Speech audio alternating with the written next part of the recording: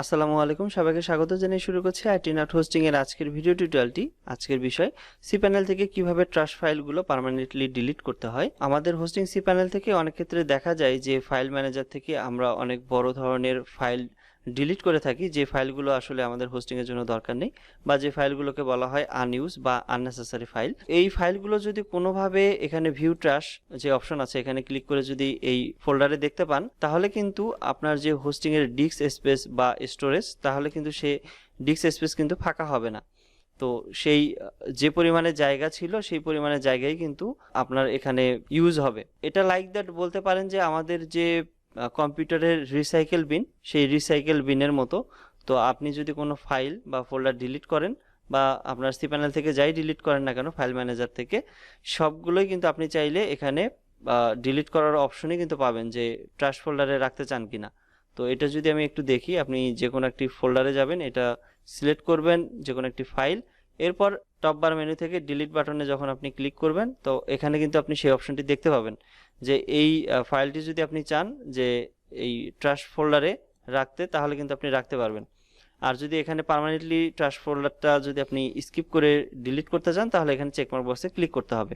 তো আমরা এখানে চেকমার্ক বক্সে অনেক ক্ষেত্রে ক্লিক না করে কিন্তু ডিলিট করি, আর মনে করি যে ডিলিট করা হয়েছে।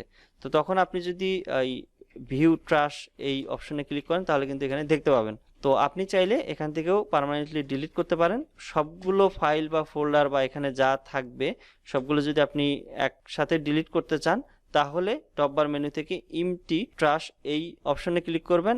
এরপর পপ আপ কনফার্ম উইন্ডো থেকে এখানে এমটি ট্রাশ এই বাটনে ক্লিক করলে কিন্তু সবগুলো ডিলিট হয়ে যাবে পার্মানেন্টলি, এবং এগুলো আর কিন্তু cPanel-এ থাকবে না, এবং আপনার হোস্টিং স্টোরেজ কিন্তু ফাঁকা হবে তখনই। তো আর যদি আপনি একটা একটা করে কোনো ফাইল বা ফোল্ডার ডিলিট করতে চান, তাহলে এটি সিলেক্ট করবেন। এরপর টপ বার মেনু থেকে ডিলিট বাটনে ক্লিক করার পর এরপর কনফার্ম পপ আপ উইন্ডো থেকে ডিলিট ফাইলস এই বাটনে ক্লিক করবেন, তাহলে কিন্তু পার্মানেন্টলি ডিলিট হয়ে যাবে।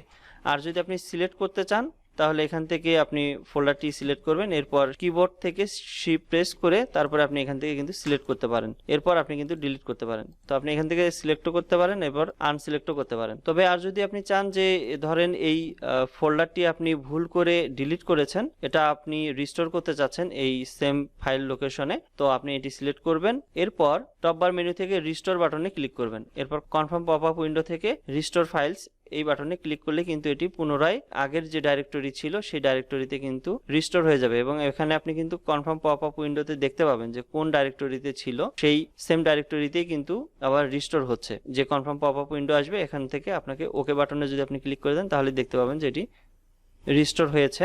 তো আপনি যদি পেজটি রিলোড দেন, তো অনেক ক্ষেত্রে এইরকম ইরর দেখতে পারেন যে আসলে রিস্টোর হচ্ছে না। তো তখন আপনাকে ম্যানুয়ালি কিন্তু এখান থেকে আপনাকে ডাউনলোড করে নিতে হবে।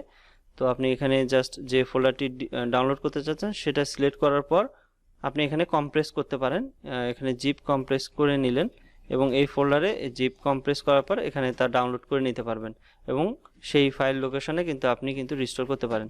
তো অন্য একটি ফাইল যদি আমি টেস্ট পারপাস যদি রিস্টোর করতে চাই, তাহলে দেখি রিস্টোর হয় নাকি। তো আমি দেখতে পাচ্ছি এটি রিস্টোর হয়েছে। তো এই ছিল আজকের মতো ভিডিও। এই ভিডিওর কোনো পার্ট যদি আপনার বুঝতে অসুবিধা হয়, সেক্ষেত্রে এই ভিডিওর কমেন্ট সেকশনের মাধ্যমে জানাতে পারেন। এতক্ষণ আমাদের এই ভিডিওটি দেখার জন্য আপনাকে অসংখ্য ধন্যবাদ। আপনার দিনটি শুভ হোক। আসসালামু আলাইকুম।